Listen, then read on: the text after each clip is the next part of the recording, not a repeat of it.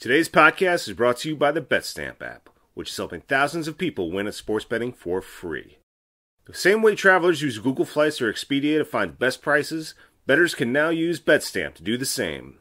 When you place a bet, the odds given by a sportsbook will determine how much you can possibly win. Even when betting on the same outcome, different sportsbooks will offer varying payouts, and these differences can be huge. Thankfully, BetStamp allows you to easily line shop the most profitable odds across all sportsbooks. You can click on any matchup and instantly see all the different odds for game lines, player props, and even futures bets. Line shopping is the simplest way to find an edge in sports betting and maximize your chances of winning long term. On average, BetStamp users win an extra $1,000 plus yearly just by line shopping. You can find the BetStamp app on the Apple iOS Store, Google Play Store, or through your browser at www.betstamp.app. To access all these benefits, sign up using promo code RBRANT, all one word, and start your journey to successful sports betting today. If you forget to use the code upon sign up, you can always enter our code in your BetStamp account settings afterwards. Check it out today. This episode of the Red Bull Rant is brought to you by the fine people that support us through patreon.com/Red Bull Rant. Head on over there to support us and get exclusive content when we fucking feel like it. We want to send a special thanks to Chris Adamick, the Maeve Dartinez, Pierre, Eddie Delecto, and Jeremiah Dempster. As always, thanks, guys. This is the Red Bull Rant podcast. If you aren't expecting adult language, why even bother listening?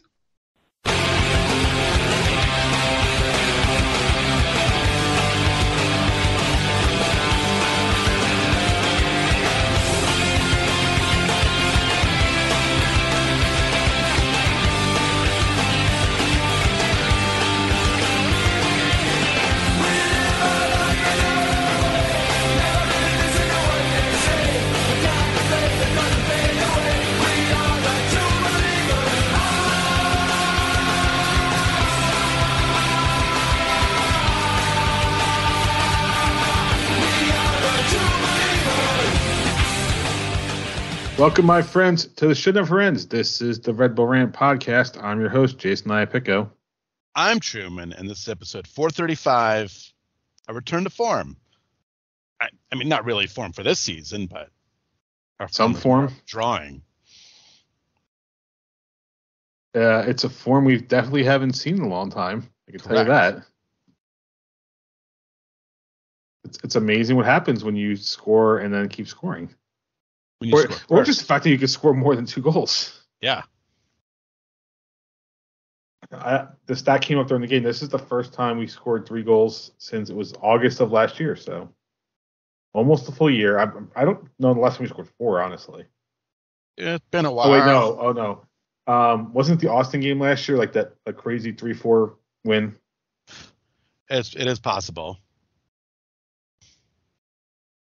Wouldn't surprise if that was also the same game we scored 3 in. So yeah. All right, so 4-0 win over Atlanta at home. A very big rebound game for the Red Bulls after their midweek draw. Before we get into our thoughts, do you have the tweets? Yes. At Reddit coach Jay Jeremiah said, "Oh, Atlanta, can we play every week?" And then, of course, with Nelson's ha ha. And then our friend Eddie, Pierre Delecto, said, "I'd like to continue from my post from last year's Pride game versus Atlanta." I don't know if you know this one, Jay, but he should have burned more. He should have burned more. General Sherman, he should have burned more. I mean, I think we burned him pretty hard. So, Ed Ritter 60 said, "Red Bulls were pretty good, but Atlanta was awful in the final third," and I am fine with that. I am completely fine with that. I have no complaints. At NYC_Ty, Say No to Fascist says, "Definitely been a much better club since halftime Wednesday. No idea what Troy said Wednesday night, but the difference has been night and day." Yeah, scoring football. It's amazing. Creepy Taxi, Steven Santos said, "Finally a win we can say we are proud of this year. We looked good from start to finish." Amen to that. And then finally, Ruchesko said, "Probably would have been a different game if Atlanta had Miles Robinson. Thanks, Gold Cup." I mean, we had no Tolkien, so, you know. I call that even Stevens. Yep. All right, let's get into this one with our likes and dislikes. So, Trim, you're up first. What did you dislike the most about this game? Nothing. What's the dislike? That we didn't get 5. I guess. I mean, I think like Steven said, it was a complete game from start to finish. So I got nothing. How about not knowing until last minute that Dante Vanzier was injured? How about that? I had no idea. Sure. So there you go. I'll go with that. Him and Dylan Nealis are still hurt. There you go. That's a dislike. Two of our starters are hurt. Yep. When was the last time you could think of that we had a game where our dislikes are basically like, we really couldn't think of anything, so let's pull something out of our ass? It's been ages. I mean, we usually just say the same thing every week, that grown, great defense, grown, can't score. Now we had great defense with an actual offense. I mean, right. Yeah, great defense. Yeah, scored 4 goals. All right. Likes for this game. I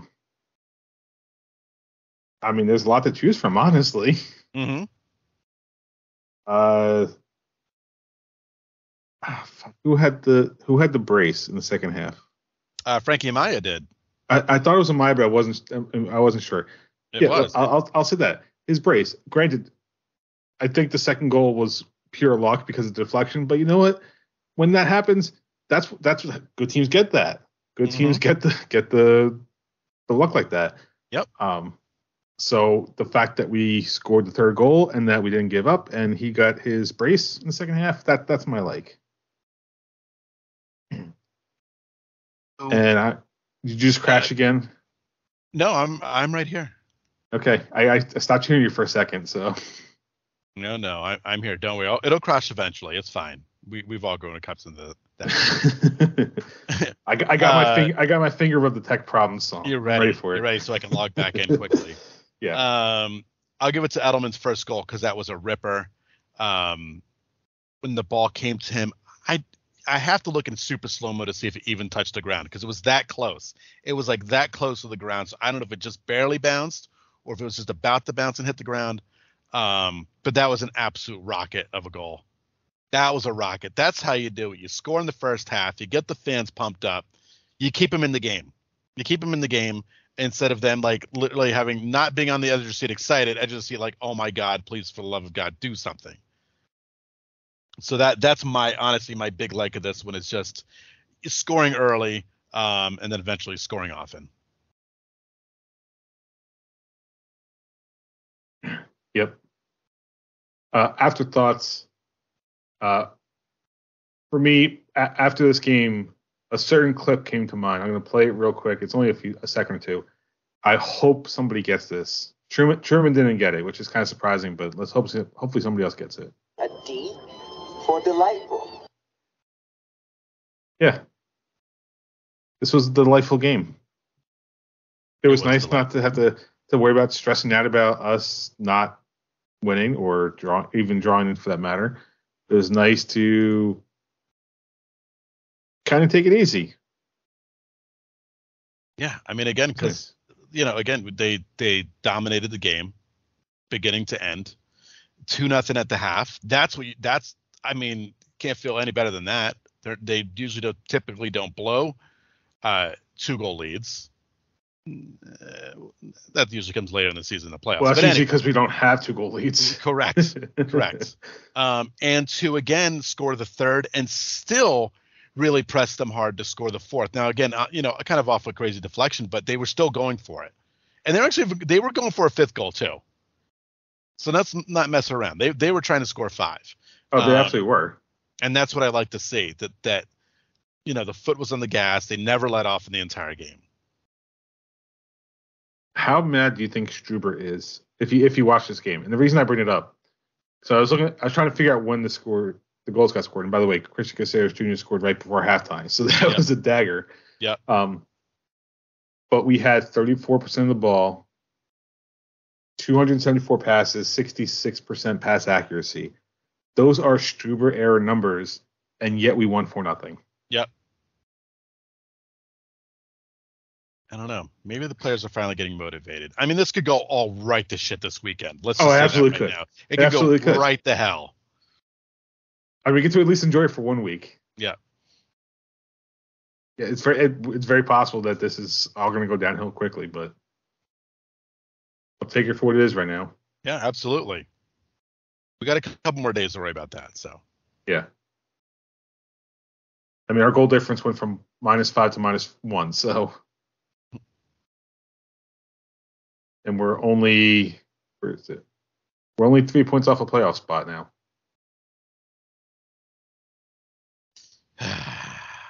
You'd figure 4-point week would get you in there, but it didn't. Yeah.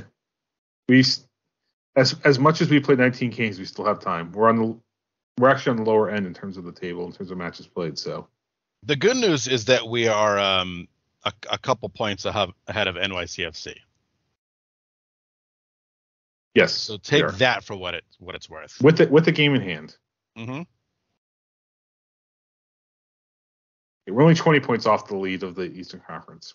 We got this. Oh, no, not a problem. Not a problem. All right. Any other afterthoughts? No. I was glad I was able to watch it from start to finish on the old big screen TV and had a great time. And let me say this, by the way.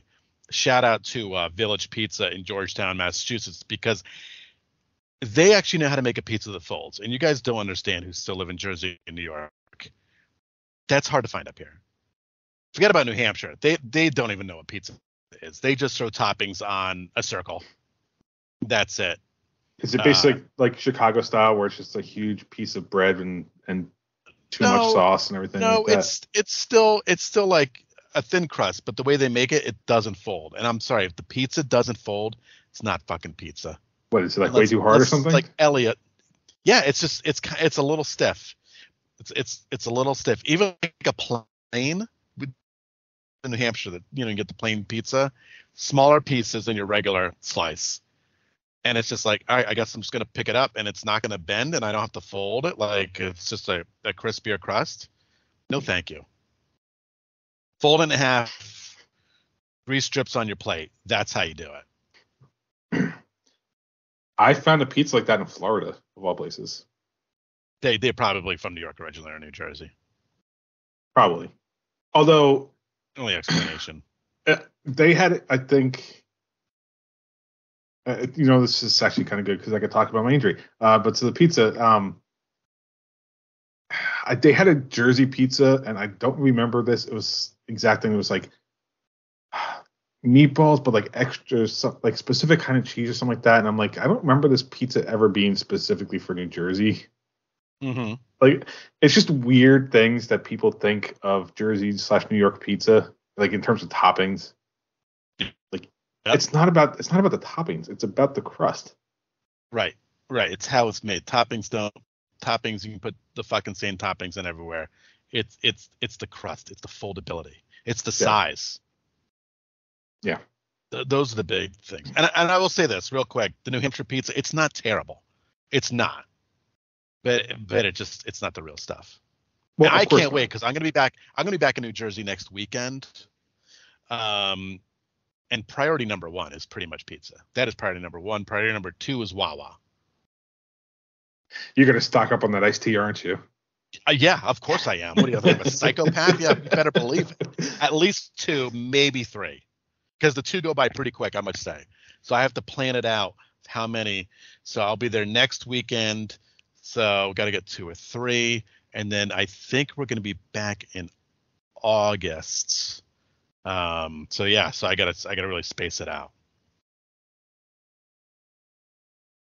All right. So speaking of my vacation, Truman mentioned it on the last episode. Hold on, real quick. Which, by the way, this episode is already longer than that one. Now go ahead. Actually, yes. Start to finish. We're already longer than that one.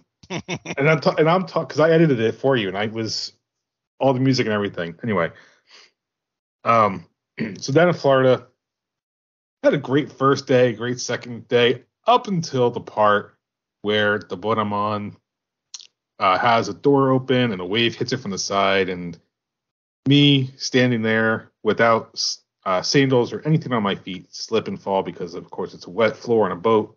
That's going to happen. And as I go down, I try to support myself and not crash into the side of the boat and break something. Except I smash my arm against something and get a deep gash. I possibly tore an MCL. I'm still waiting to figure that one out, and sprained my thumb. So I got to, out of my 7 days in Florida, 4 of them were pretty much resting. An injury in Florida. At least I got to watch the Red Bulls game live, which wasn't a great game, but I got to watch it live. I didn't have to worry about being rude because I was at somebody's house. I was concerned, and they were like, "Oh, watch it. It's fine." You literally Seinfeld episoded yourself. You realize that, right? Yeah, I know. That's what you did. Yeah. So that was my vacation. Most of the time spent on the couch. I wish I could say I had some cool story, like some wrestler got mad at me and took me out, but that's not the case. Yeah, Rikishi didn't hit you with his car and then said, "I did it for The Rock." No, I didn't blow myself up and then come back a week later because I realized it was a stupid idea. Yeah. All right, let's move on. The Red Bulls are what seems like forever finally playing a road game. I think our 3 matches were all at home, and we had that 2-week break, so it was just a weird time. Red Bulls will travel to take on Columbus this Saturday, July 8th, 7:30 p.m. Eastern Time. Columbus comes into the game overall with a 9-4-6 record, 38 points, number 5 in the East. And they're on a pretty good stretch of runs in the last 5, 4 wins, 0 losses, and a draw. So they are definitely a hot team at the moment. So predictions, I honestly want to say win because I feel good about the last week, but I gotta be realistic. I do not think, as good as the Red Bulls play against Atlanta, Columbus is obviously better, and it means we're going to struggle. I think realistically we're going to either have a very tight loss or a draw, and I'm going to err on the draw side of this. I am going to go with a 1-1 road draw, which honestly, in the grand scheme of things, would not be the worst result this week. Yeah, I mean, they need to in the playoff spot, and you're right. I think in the grand scheme, a draw is great. I was really just going to go the opposite, whatever you said. So I guess I got to go with a loss. I mean, I think I'm only a point behind, but here the problem I feel this year is that they give you hope, and they're going to get that spot where maybe they can get a few points and get into a playoff spot, and then crap happens. The Orlando game happened, and I think this is going to happen because they're coming to Columbus and playing a really good team. I think Atlanta was vulnerable, and we clearly saw that, and we were home. This is a different story. Defense still, I think it's going to play great. I guess we're just going with the classic ones because we will never, ever predict they'll score more than 1 goal. And I guess I have to go with the 1-0 loss, I guess.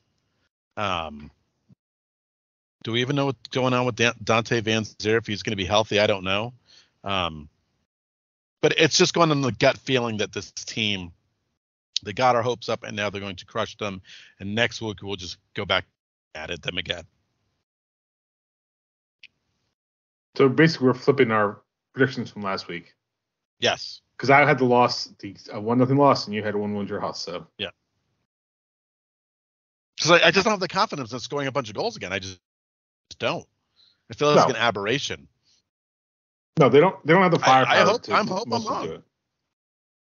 Yeah, they don't have the firepower. I mean, that's fine. It's just how it's going to be this year, right? Like the most we can hope for realistically is 2 a game, but that 2 a game should accompany a 0-0.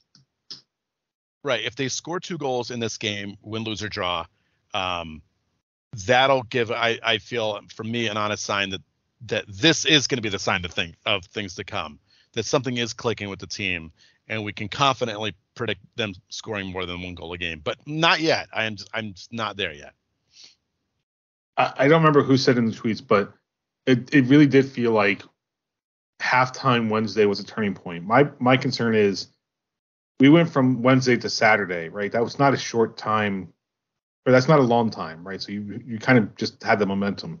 Having a week off and having to travel, does that kill that momentum from the game and a half basically that they started showing up again?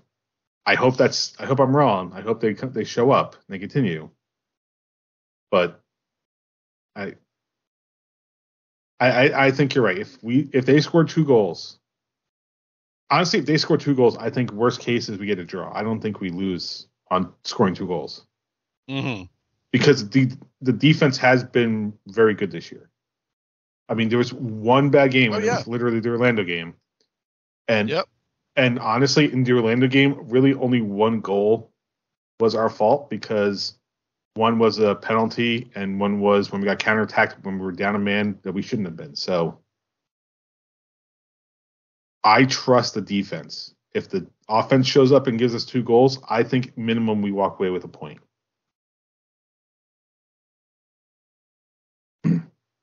So again, fingers crossed. Let's hope. Yes. All right, New York Red Bulls 2. They won their last match 3-1 versus Cincinnati 2.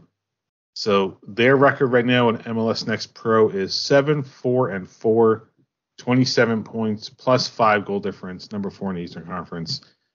If anybody's trying to do the math, remember, they had this weird thing in MLS Next Pro where if you win, I think they do penalty kicks if they draw. You get like 3 points. If you lose, you get 1 or something like that. So 27 points does not magically add up math-wise with that record. Their next match is going to be this Sunday, July 2nd at Inter Miami 2, 7 p.m. Eastern Time. Gotham FC, they also won their last match, a 2-1 at home versus the Chicago Red Stars. That puts them at 6-3-4, 21 points, plus 2 goal difference, number 5 in the NWSL. I have not had a crazy league. I was gonna say I haven't had a chance to watch a lot of these games, or maybe any of them, but just from remembering how Gotham has been over the last few years, this is a marked improvement, because they were next to or last in the league for pretty much the last 2 years. Mm-hmm. And now they're top half of the league in the playoffs. That's a very good improvement. And Gotham's next match is on Sunday at home versus Angel City, 5:30 p.m. So if you want to do it, you could, in theory, watch 2 games back to back. What the hell is he doing? Yeah. I mean, it's July 4th weekend. You're probably just going to sit at home anyway. Put soccer on for your barbecue. Yeah. All right. With that, something else to watch during July 4th weekend is F1. And box now, box for hard. Stay out. Fuck! Why not tire? Yeah, that really doesn't go. It really doesn't. It doesn't. It's amazing every time. I just got to season 5 of Drive to Survive, and I got to the Ferrari episode, and I was like, oh, that is so sweet to hear. Yeah. Did you now? I believe I had to say you had to. What is it? It was the Montreal race where I needed you to steal a soundbite. I have not done that yet. But you knew. But we did talk about the soundbite, and that was Max saying, "I think I hit a bird." Yep. I think I hit a bird. And then there was one. There was one from the. There's one from Yuki. The one from Yuki with the race prior. Yeah. He's like, "Are you trying to kill me?" Yeah. Oh God. All right. So listen. Did you hear the big news this week in Formula One? Because there's big news. Are we talking about the new team in 26? No, not a new team. There's new ownership, or I don't. It's full ownership, but something going. You see what's going on in Alpine? Oh God. They have new investors, and those investors are the Wrexham boys, Ryan Reynolds, Rob. Oh, you got to be McElhenney, kidding me. and Michael B. Jordan have all invested in Alpine. That's crazy. Yeah. Yep. So I think broke a couple days ago. That was the big news going on. Ryan Reynolds, buddy, you are just throwing this money around because I don't know if you knew this, but he was also trying to bid on the Ottawa Senators. I remember that. I remember hearing that. Yep. So 24% in Alpine, by the way. Mm-hmm. So it's just about quarter of the ownership. Yeah. Big chunk. So we got Welcome to Wrexham. Presumably there'll be an F1 show now. What would the Alpine show be? Well, there probably won't be because it's Drive to Survive, and I guarantee they wouldn't allow another show. Yeah, but the teams all do their own stuff anyway, right? Like Red Bull does their own they do YouTube their videos. YouTube videos. Yeah, you could do. Which, if you haven't seen Yuki and Max drive monster trucks, that's a funny video to watch. You have to watch that. Yeah, that's on YouTube. That's pretty hilarious. But all right, I guess we got to talk about the weekend because it's a big one. It's a big weekend because it is in Austria, and I think Max is looking for some revenge since he finished second last year to Charles Leclerc, and I don't think he wants to finish second 2 years in a row in their the big home race, right? So as you see, tomorrow morning is qualifying because then you have the sprint shootout and you have the sprint on Saturday before the race on Sunday. This is one of my obviously Monaco is number one. Baku is probably number two, but this for like actual tracks is probably my third favorite because I love the view. It's in Austria and it's just the mountains in the background and it's beautiful countryside, and then you have that gigantic bull statue thing, whatever that is. Well, it's Red Bull's track, right? So right. Yeah, but it's got the cool the cool bowl there. It's really cool to look at. A lot of inclines and stuff. This is a fun race to watch. I'll be at work, but I'm gonna be watching it at work. I'm gonna be watching everything. I'm working the whole weekend and I'm watching everything. I don't give a damn. Stop me if you dare. So, speaking of the sprint stuff, right? So, in Drive to Survive, I guess the stuff got introduced in 22, the sprints. Right, because before that, they never did the sprint races. The way it was done in 22 was that they used the finishing order of the sprint race as the qualifying. Correct. Which they're not doing anymore. Do you know why they went away from that? Because I feel like that would have made the sprint actually more interesting. I don't know, and I thought so too. I thought that's what made the sprints a little more exciting last year. I don't know. I'm sure it's somebody complained. Google search away, but that's too much work for us. We don't really. So of course, somebody probably complained, right? Yeah. Yeah, that I don't know. All right, but that's good to know. I got to pay attention to. So the sprint shootout, I think, is the qualifying for the sprint race. That's on like 6 a.m. 6 a.m. Yeah. Will not be conscious for that. I mean, it'll be recorded on the DVR, but I was gonna say that's why you just watch it in DVR order. Yeah. I mean, practice 1 is 7:30 our time, so. Yeah, sure is. Well, hey, at least you get to watch qualifying at work tomorrow, right? Oh, You'll watch qualifying at work. I can't do that. Yep. No, that'll be happening. Shh. Nah, none of you know where I work anyway, except for maybe like 5 of you, so it's fine. All right. So, not F1 related. I talked to you about this kind of briefly. This weekend, NASCAR is doing a street race on the actual streets of Chicago.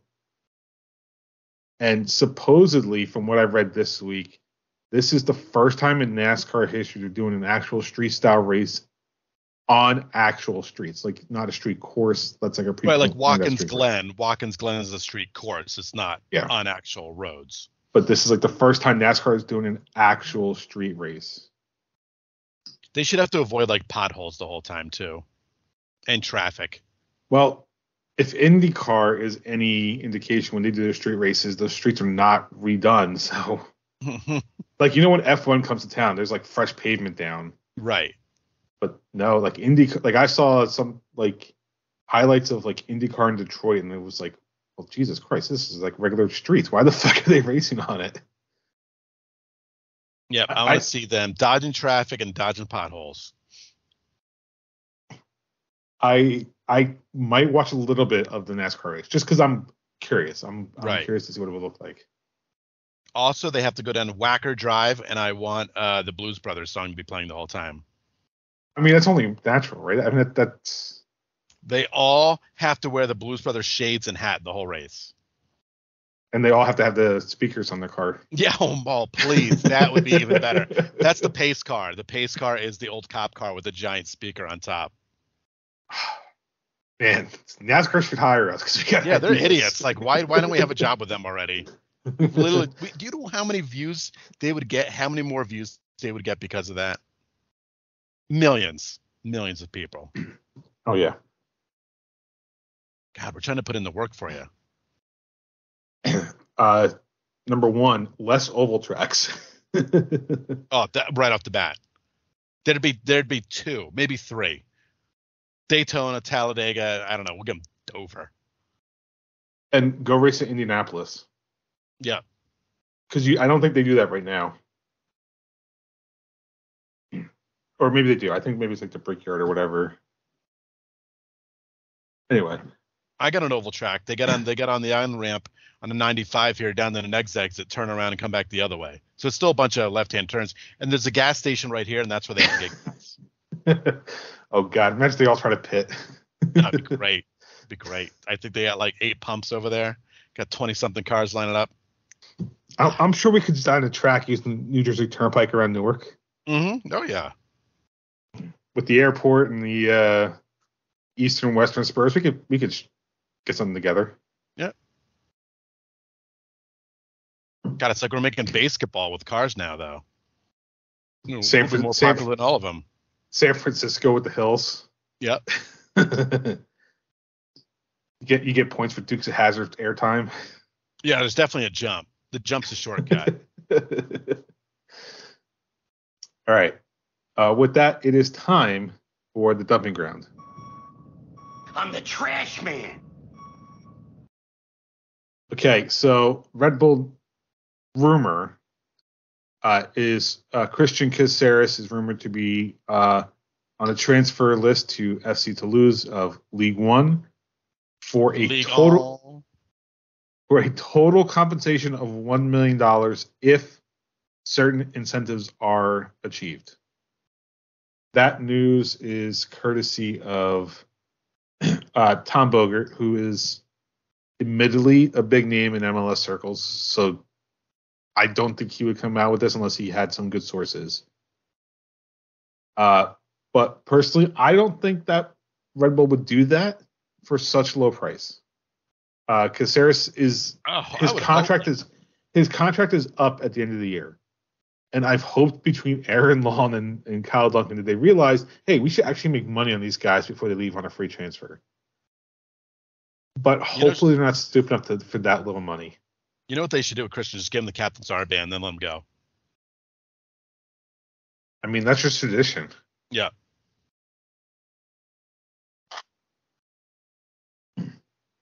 So, I mean, he's probably gone at the end of the year either way, right?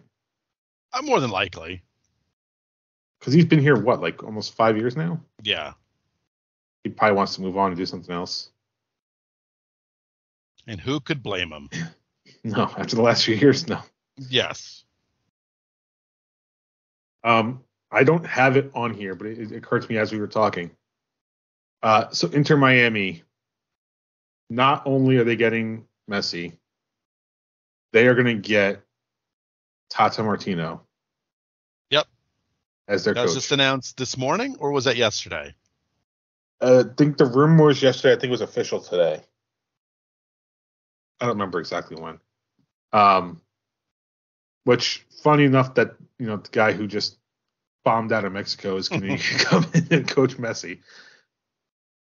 Last place, Inter Miami, really showing their what their ambitions are. Yeah, it's called make Messi happy. Yeah, and that's why the other news is Sergio Busquets is going to join Miami on a free transfer after his contract's up. I think at the end of this month. So like Saturday. So yeah, they're going to try to build a powerhouse team. We'll see how it goes because I think LA Galaxy proved that you can't just bring in a superstar and have it work out. No, I mean, not right off the bat. The Red Bulls, well, Ibrahimovic didn't amount to much. I think they lost all their playoff games to them, right? But you got to remember, they did win MLS Cup with Beckham, and but they had an actual team was on the team, right? They did, but you can buy a few players and win a championship. Just takes a little bit. Ask the Miami Heat; they know. Took them a couple years. I mean, ask the Red Bulls. They got Thierry Henry, Rafa Marquez, Tim Cahill, and all of it amounts to 0 titles. Yep. Oh, we didn't even win a Shield until all 3 of those were gone. No. We won a Shield with Thierry Henry. Oh, I'm sorry. You're right. Pecky was coach. Pecky's first year as coach. Because if you remember, Thierry Henry handed him the Shield and said, "This is yours. This is yours. Take it to the fans." Yeah, you're right. Come on, man. Come on. I should have known better. All right. Anything else for Dumping Ground? Gold Cup. That's right. I watched that game yesterday. Give me the soundbite because I think we all know who the terrible team of the week is. That's terrible. I don't even know where this place is. I didn't know it was a place because I don't go to the islands on vacations. But St. Kitts and Nevis, I mean, promptly annihilated, as should have been the case. That is exactly what the U.S. should have done, was beat their brains in for an entire 90 minutes. So that was good to see. You know, I'm pretty sure I've been there before. Because it's a dual island country. Yeah, I'm pretty sure I was there before on a cruise. Well, damned if I knew where it was. I mean, I couldn't tell you exactly where it was, but I think I was there. Let's see. So that's there. So I went to, I think it was the British Virgin Islands. Pretty sure it was then St. Kitts and Nevis, and then I went to Puerto Rico. Maybe St. Kitts was first, but it was, yeah. I imagine it's a long time the size ago. of a thimble. Yeah, the island's pretty small. And I'm pretty sure we could fit like. So looking at the map, I don't know if I can get the scale to work out. I'm guessing it's roughly. I'm going to say it's like roughly 15 miles wide. There's a decent amount. It looks like a decent amount of space. Thimble-esque. Yeah, thimble-esque. It's there's technically 2 islands as part of the nation, but it's definitely yeah. I think I was there. But yeah, but I mean, back to the U.S. They put themselves in the spot they should be, and that's top of the table with a massive goal differential. So going into the last game, hopefully enough because they're only 1 goal ahead of Jamaica. Yeah. Or is it 2? Because Jamaica, I think, won 4-0, right? No, I thought it was 5-1. Oh, okay. I didn't know it was that. I thought it was. I just saw the goal difference was 4 for them. Jamaica beat Trinidad and Tobago 4-1. 4-1. We beat. So the goal difference, it's 6-3. Right. Okay, so 3 goal difference is big enough gap, I think. As long as we win. Yeah. The shocking thing was that Mexico actually jumped after their Nations League shit show. They beat Honduras 4-0. Oh wait, what the fuck? Qatar's in it again? Jesus Christ! Yeah, When did can they you become explain part that? of That's actually the thing I was going to ask. Why are they in this? I know traditionally we can invite people, but what? Why?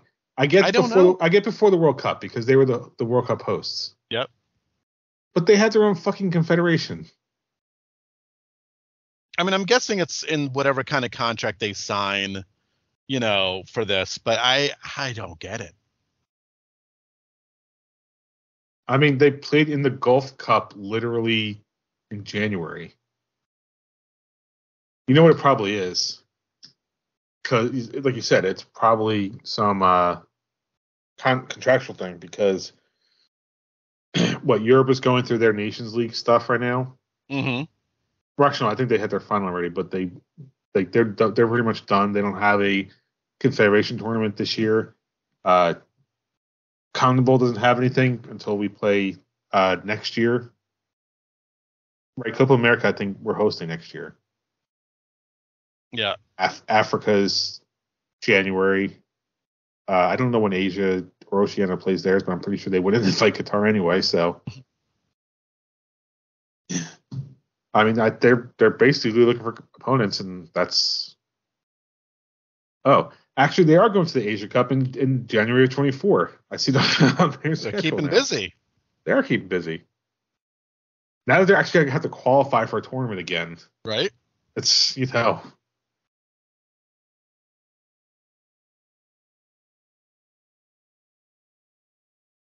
Yeah, anyway, I thought that was weird. I was just like, okay. Yeah, I didn't realize they were in this. Well, hopefully we won't see them again. Yeah, doubtful. I doubt it. Let's see. So in Group B, after one match, Qatar is in third with 1 point. They played 2 matches so far. They have 1 point with a -1 goal difference. I think Mexico and Haiti played tonight. Yep, they played 10 o'clock tonight. That's why. Standings. So I think if Mexico ties Haiti, they're pretty much both those are going through anyway. So, all right. So is that it for Dumping Ground? That is it. Terrible Team of the Week. Okay. Since we did the Terrible Team of the Week already, there's only one segment left now, and that's Pat's Betting Corner. What's going on, everybody? Welcome to this week's edition of Pat's Betting Corner, brought to you by BetStamp. There's a few matches I like this week, the first one being a big one, actually, and that is Cincinnati at home against New England. This is a battle between the two top teams in the East right now, and you know what? I like Cincinnati at home, and the best odds you can get for them are over at the Caesars app. Another match I like this week is Orlando over Chicago. Chicago is hapless, has been hapless all season. Orlando hanging in there in 7th place in the East. So that's who I'm going with. By taking a look at the BetStamp app, you can find the best odds for Orlando is also over at Caesars. But don't take my word for it. Download the BetStamp app today and enter promo code RBRANT. That's all one word. And start taking out sportsbooks today. I just love that jam. Yeah, I don't know where he found that music, but that's pretty good. Yeah. You're not going to say it? What? Bet with your head, not over it? They know already. Don't be an idiot.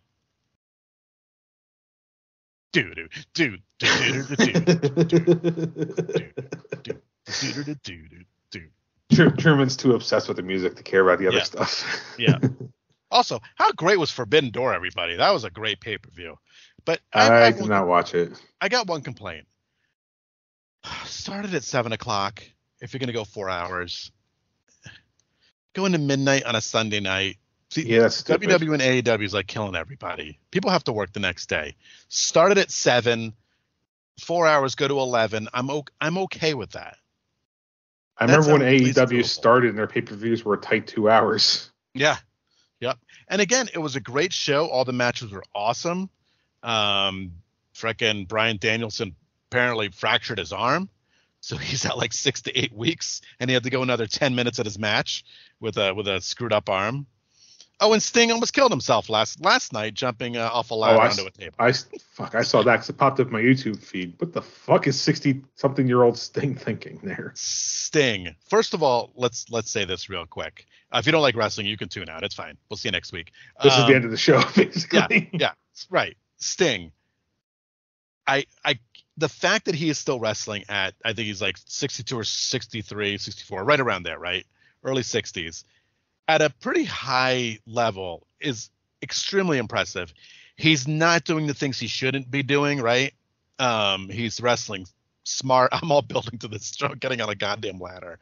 Right, he's not like trying to do like moonsaults, crazy stuff. But Sting, if you're going to climb a ladder that's in a ring, jump off the ladder onto two tables that are next to each other on the floor.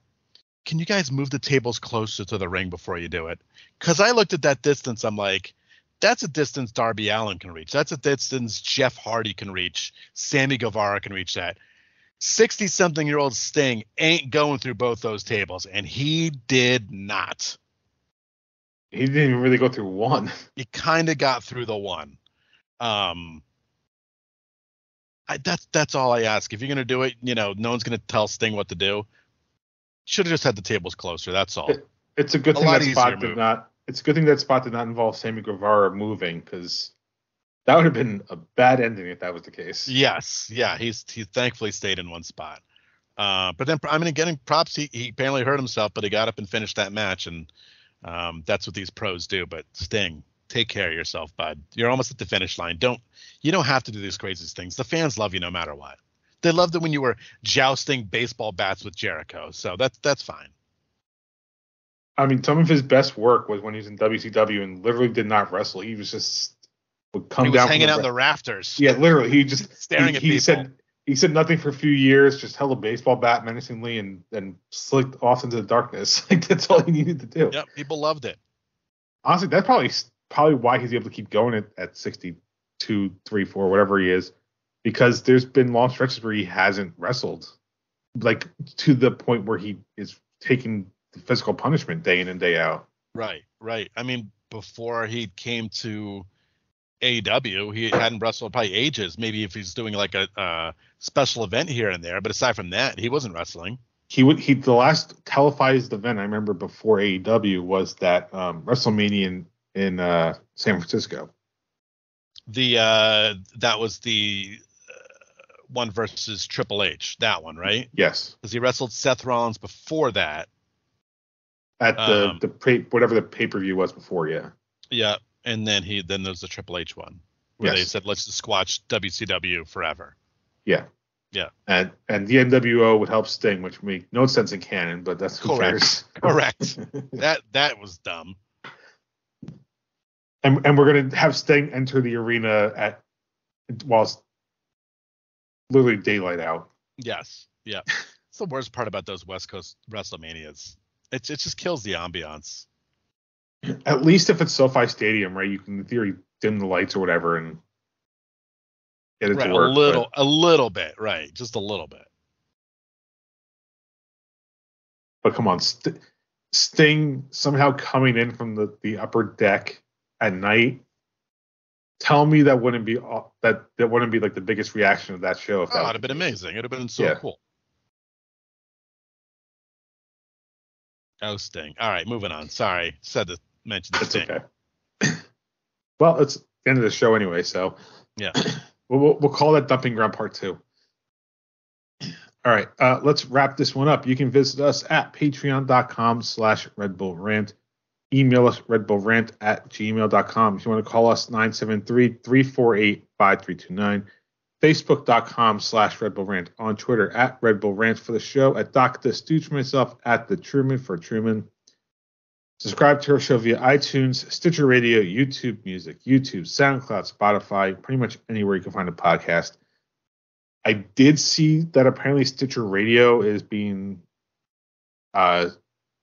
sunsetted. So if you, for whatever reason you are listening to us in Stitcher, I do not know if we will be on the Sirius XM app, which apparently is what the alternative is going to be.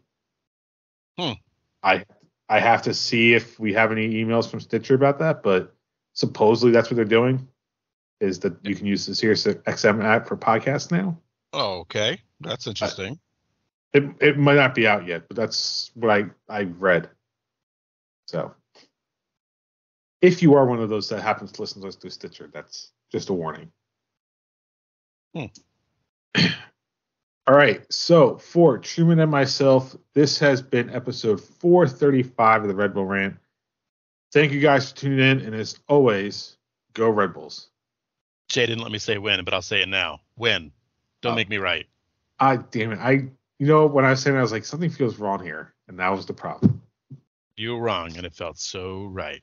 But anyway, don't do what I said and lose. It'd be very nice if you won. Yep. And his name is John C.